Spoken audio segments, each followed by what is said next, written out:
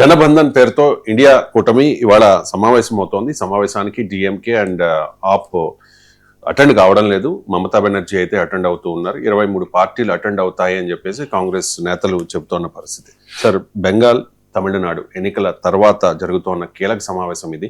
ఈ మధ్య కాలంలో వార్తలు చూస్తూ ఉన్నాం కదా సార్, ఇండియా కూటమికి బీటలు అనే వార్తలు పదే పదే చూస్తూ ఉన్నాం. సో ఏంటి సార్ ఇండియా కూటమి భవిష్యత్తు ఏంటి? ఇండియా కూటమికి బీటలు ఉండవు, కోటలు ఉండవు సార్. ఎందుకంటే ఇండియా కూటమికి అర్థం కావాల్సిందంటే అది రియల్ గా ఒక ఎలక్టోరల్ కూటమి కాదు. అది ఒక there is a difference between electoral alliance and political alliance.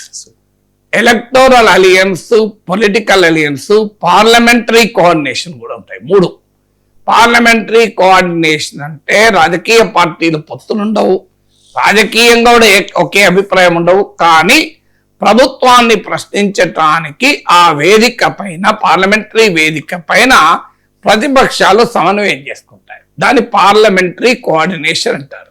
అందులో ఎక్కడా పాలిటిక్స్ సంబంధం లేదు, ఎలక్షన్ సంబంధం లేదు, ప్యూర్లీ అపోజిషన్ వర్సెస్ రూలింగ్. అది పార్లమెంటరీ కోఆర్డినేషన్. కోయలేషన్ కూడా కాదు, పొలిటికల్ కోయలేషన్ ఉంటుంది. పొలిటికల్ కోయలేషన్ ఏంటంటే అధికారంలో ఉన్న పార్టీకి పైన రాజకీయ పోరాటం చేసే అలియన్స్. అది 3వది ఎలక్టోరల్ కోయలేషన్. అది ప్రీపోల్ ఎన్నికలకు ముందు ఏర్పడి దేశవ్యాప్తంగా కలిసి ఎన్నికల్లో పొడిసే కోయలేషన్.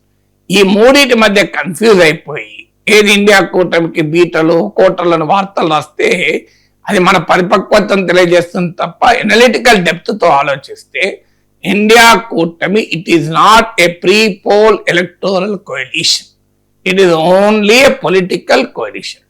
సో పొలిటికల్ కోయలేషన్ లో ఎవరి మీద ఫైట్ చేస్తాను? దేశంలో అధికారం ఉంది బీజేపీ కనుక బీజేపీని వ్యతిరేకించే రాజకీయ శక్తులంతా ఇండియా కూటమి. అందులో ఫార్మల్ గా, ఆర్గనైజేషనల్ గా ఉండవచ్చు, ఉండకపోవచ్చు. సో ఒకవేళ బీజేపీతో రాజకీయంగా ఫైట్ చేయడం లేదనుకోండి, ఇండియా కూటమిలో ఉండరు. ఇలా మీరు జేడీయూ ఉంది, మీకు బీజేపీతో విడిపోయి వచ్చిన సమయంలో ఇండియా కూటమిలో ఫౌండర్ మెంబర్స్ లో నితీష్ కుమార్ ఎవరు, పాట్నాలోనే ఫస్ట్ మీటింగ్ జరిగింది నాకు గుర్తున్నంత వరకు. అలాగే Chandrababu Naidu TDP last time ఎన్డీఏకి దూరం అయ్యాక మీకు కుమారస్వామి ప్రమాణ స్వీకారానికి ఇదే ఇప్పుడు ఇండియా కూటమిలో ఉన్న భాగస్వామ్య పక్షాల పక్కనే లేదా చంద్రబాబు నాయుడు. మీరు విజువల్స్ సోనియా గాంధీ, రాహుల్ గాంధీ, చంద్రబాబు నాయుడు ఒకే వేదిక పైన ఉన్నది మనం చూడలేదా? సో అందువల్ల రాజకీయాల్లో this is a political alliance India కూటమి. అంటే బీజేపీని వ్యతిరేకించాల్సిన అనివార్య స్థితి ఉన్న వాళ్ళంతా కలుస్తారు. సో మీకు ఇవాళ మమతా బెనర్జీకి కాంగ్రెస్ కు మధ్య బెంగాల్ అలయన్స్ లేదు. అయినా ఎందుకు వస్తుంది మమతా బెనర్జీ? బికాజ్ ఇది మమతా బెనర్జీ విజ్ఞప్తి మేరకు ఏర్పడిన సమావేశం. ఎందుకంటే బీజేపీతో ఫైట్ చేయాల్సిన అవసరం ఉంది. డిఎంకేకి ఏంటంటే బీజేపీతో ఫైట్ చేయాల్సిన అవసరం లేదు ఇప్పుడు. ఎందుకంటే అక్కడ తమిళనాడులో ఒకప్పుడన్నా తనకు ప్రత్యర్థి ఎన్డీఏని, ఎందుకంటే ఏడీఎంకే మిత్రపక్షంగా బీజేపీ ఉంది కనుక అనివార్యంగా బీజేపీ పైన తన ఫైట్ జరిపాల్సి వచ్చింది. కానీ ఇప్పుడు డిఎంకేకు BJP is no longer a direct rival. ఆడ రాష్ట్ర రాజకీయాల్లో విజయ్ డైరెక్ట్ రైవల్. విజయ్ తో కాంగ్రెస్ పార్టీ కలిసి ఉంది. బీజేపీకి ఒక్క సీటే ఉంది. BJP is not relevant in Tamil Nadu politics. ADMK third player గా ఉంది. ఒక దశలో డిఎంకే ఏడీఎంకేలు కలిసి కూడా ప్రభుత్వాన్ని ఏర్పాటు చేస్తాయన్న వార్తలు వచ్చాయి. సో ఈ మారిన పొలిటికల్ సిచ్యువేషన్ వల్ల డిఎంకే రావడం లేదు. సో డిఎంకేకి బీజేపీతో కొట్లాడే అవసరమే లేదు కనుక రావడం లేదు. ఇప్పుడు కేరళలో కమ్యూనిస్టులు కాంగ్రెస్ కొట్లాడారు, కానీ ఇద్దరికి జాతీయ స్థాయిలో బీజేపీతో కొట్లాడాల్సి ఉంది కనుక వచ్చారు. అందువల్ల ఇండియా కూటమి యొక్క స్వభావాన్ని మనం అర్థం చేసుకుంటే it is an anti BJP political coalition. అది ఎప్పుడూ ఉంటుంది, ఇక ముందు కూడా ఉంటుంది. ఇక it is not even an electoral coalition. అది ఎలక్టోరల్ కోalition కి అవకాశమే లేదు బిఫోర్ ఎలక్షన్స్. ఎందుకు? మీరు దేశవ్యాప్తంగా ఇండియా కూటమి పక్షాలు కొన్ని రాష్ట్రాల్లో పరస్పరం పోటీ పడుతున్నాయి. అలాంటప్పుడు ఏ రకంగా సాధ్యమైతే? ఇప్పుడు కేరళలో కాంగ్రెస్ కమ్యూనిస్టుల మధ్యనే పోటీ, మీకు బెంగాల్లో కమ్యూనిస్టులకు తృణమూల్ కాంగ్రెస్ కు మధ్య పోటీ. అది అఫ్కోర్స్ బీజేపీ అధికారంలో ఉన్న వీళ్ళిద్దరి మధ్య కూడా పోటీ ఉంటుంది. పంజాబ్, హర్యానాలో ప్రధాన పోటీ ఆప్కు కాంగ్రెస్ కు మధ్యనే.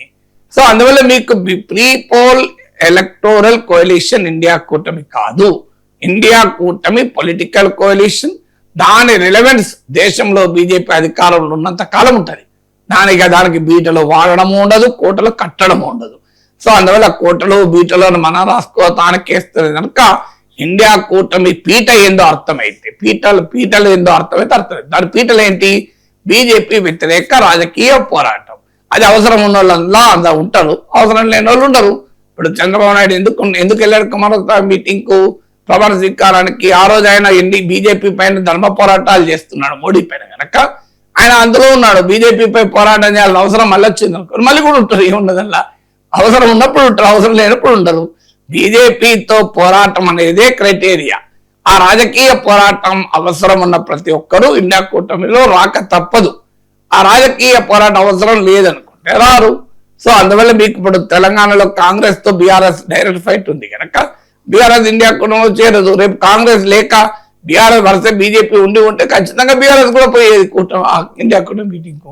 సో అందువల్ల అల్టిమేట్ గా ఆయా పార్టీల రాజకీయ పరమైన అవసరాలే నిర్ణయిస్తాయి తప్ప వేరే నిర్ణయించదు. అందువల్ల మనం ఇండియా కూటమిలో ఏదో ఒక పార్టీ పోవడము, ఒక పార్టీ రావడము, ఇవన్నీ కూడా politics is a function of political changes. India కూటమి ఏదో స్టాటిక్ అలియన్స్ లాగా అది అట్లే ఉంటుంది అనుకుంటే ఫంక్షన్ ఆఫ్ పొలిటికల్ చేంజెస్ అండి. రాజకీయ పరిణామాలు, రాజకీయ మార్పులు వస్తున్నప్పుడల్లా ఇండియా కూటమి రూపాంతరాలు చెందుతూ ఉంటుంది. కానీ పొలిటికల్ థీమ్ ఏదైతుందో బీజేపీ వ్యతిరేక పోరాటం, ఆ థీమ్ రిలవెంట్ గా ఉన్నంత కాలం ఇండియా కూటమి ఉంటుంది. ఆ థీమ్ రిలవెంట్ గా ఇప్పుడు ఉంది, బెంగాల్ ఎన్నికలకు ముందుంది, తమిళనాడు ఎన్నికలకు ముందుంది, రేపు ఉత్తరప్రదేశ్ ఎన్నికల తర్వాత కూడా ఉంటుంది. అది 2029 లో ఉంటుంది. అప్పటిదాకా మీకు ఇండియా కూటమికి అసలు ఇక్కడ ఏ ప్రాబ్లం ఉంటుంది చెప్పండి?